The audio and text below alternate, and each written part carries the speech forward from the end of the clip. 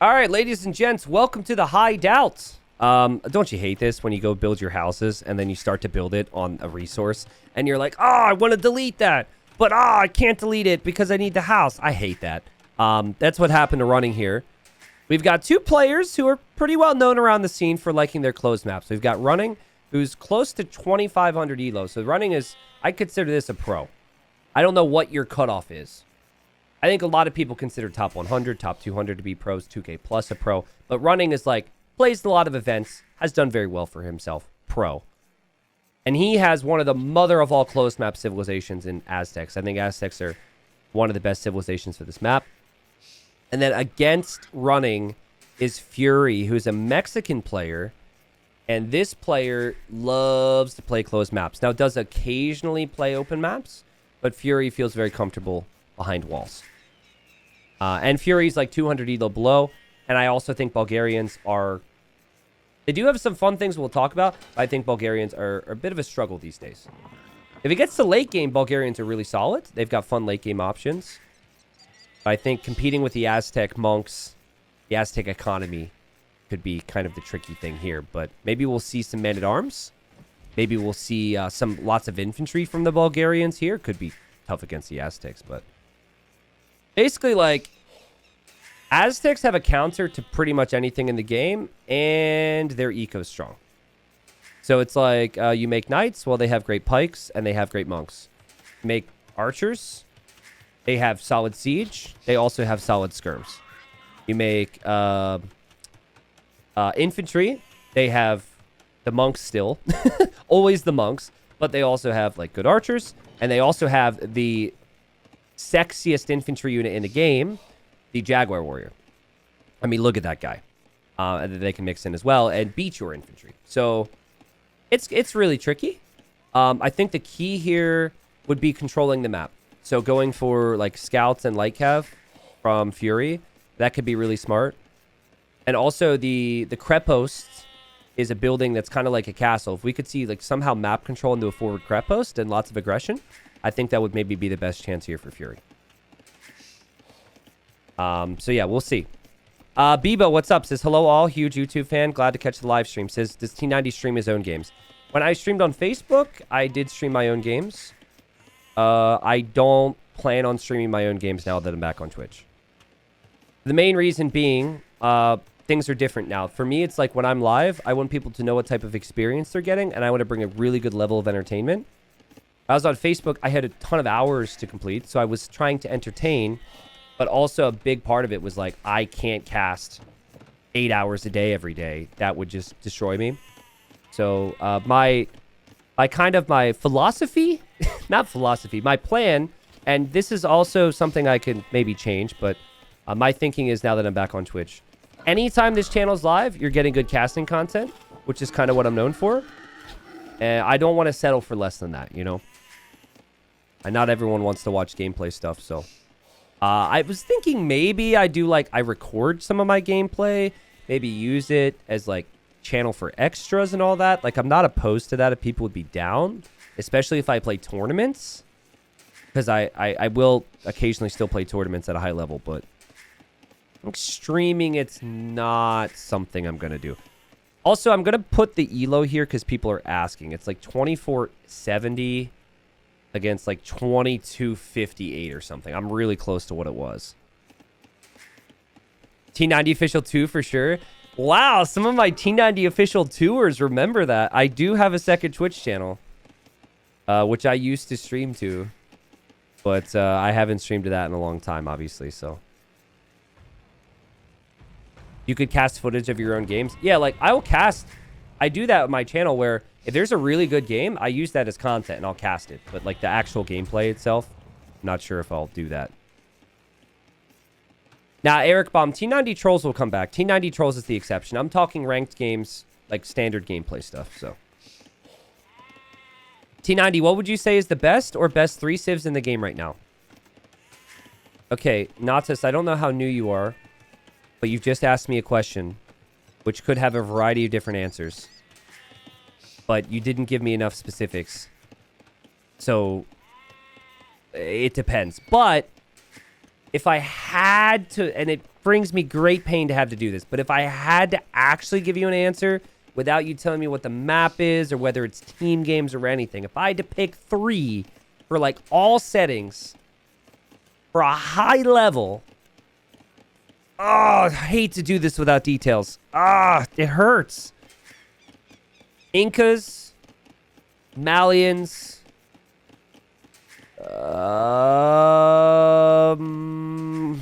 Portuguese. And then I would say Chinese, but I feel like Chinese is not for the average player. It's the tricky start. I'm going to go with those 3. It's tough, man. It's tough. It's situational and everything, but the civs feel really strong right now.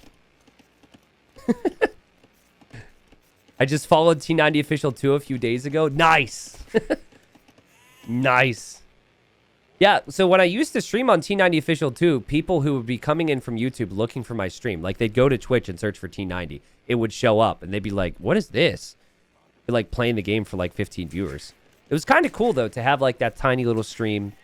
But then a lot of people kept finding it, and then it was like, it wasn't so hidden anymore, you know?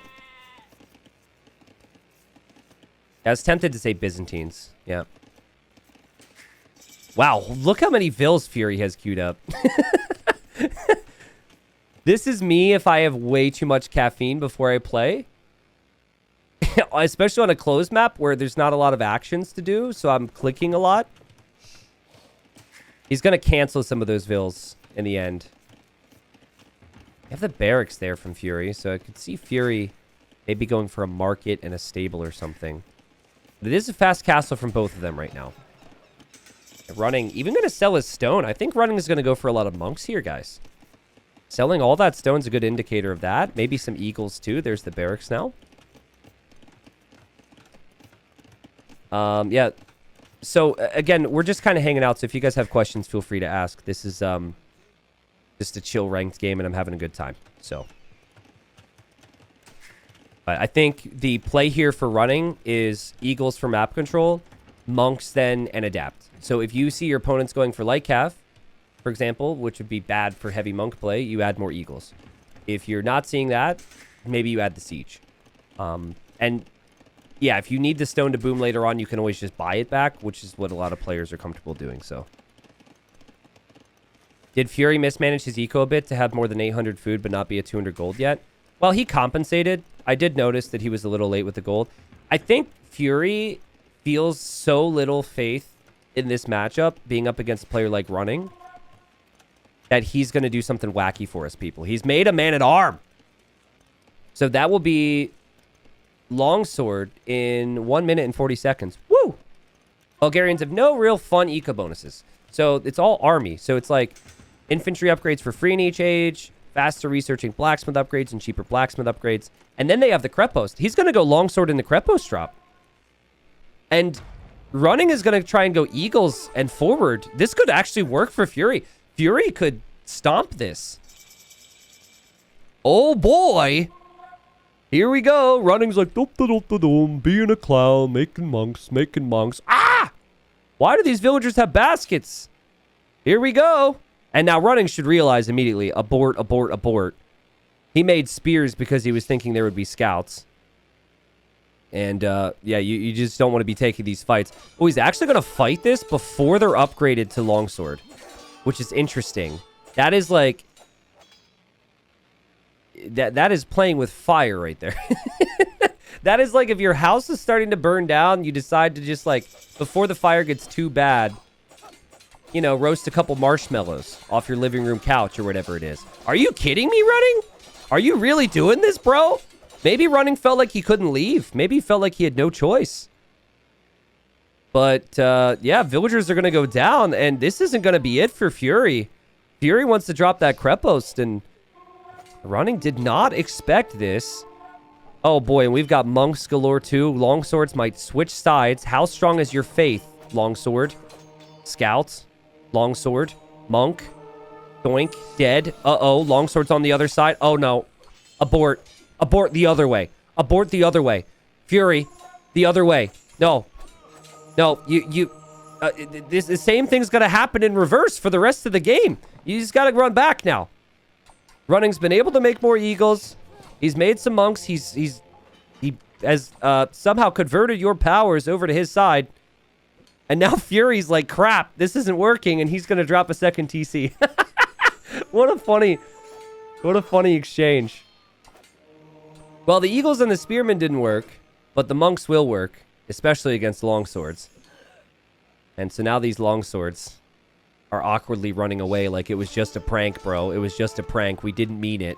And oh god, Fury's going to drop a tower there too. A tower is actually not horrible because it can help shoot down the monks, but obviously it's far from what was planned here. And running is, he can either convert the villagers or convert the longswords. And if he converts the longswords, he can kill villagers here. And the monks are healing, and as you would expect when you're talking a player who's favorite, they find a way to stabilize. That's exactly what has happened here, and Fury might be losing some hope. Dang. What a swing. Yeah, so what Running wanted was he wanted the forward position with Siege. But he was always going to add the monks. So he just quickly added the monasteries right when he started to take the losses in the middle, which was super smart. It takes so long to get there, and then the reinforcements from your opponent are going to come right from their base. So when you arrive to your opponent's base, you need to always have that army. And so now that push, prep for it, expect it all you want, try and run from it, try and escape it. It will happen nonetheless with the Aztecs. The push is going to start. And now it's a defensive Krepost from Fury on the gold. All right. Well, that does mean you can't pressure the gold anymore if you're running. So that's really nice Krepost. I think another Krepost is going to have to come up, though. So it'll be full Krepost defense. Because I think if you don't Krepost, as bad as it feels to have to do it here, if you don't Krepost here, you start to lose access to all of this due to a siege push. And here we go. You delete the other tower? Well, yeah, you delete the other tower. I think your question was after that already happened. Or before that happened, and I just showed it. So really tough to balance out your eco here, right? Because your initial play was not really towards eco. You might see resources bought and sold quite a bit. Like, he bought 200 food. The idle TC time is climbing. And running.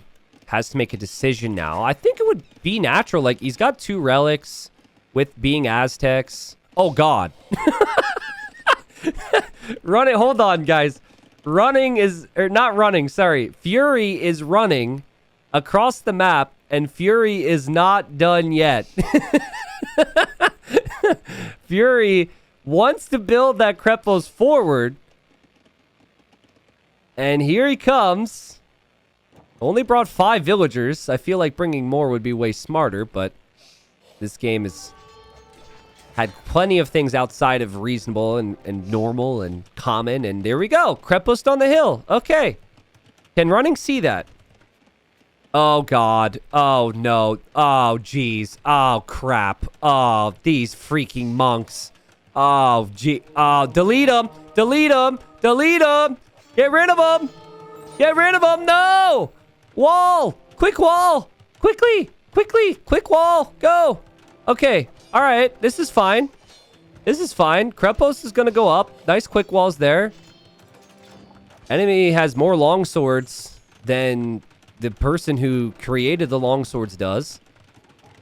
But hey, you know, Krepost is going to go up. We'll start to shoot the gate maybe.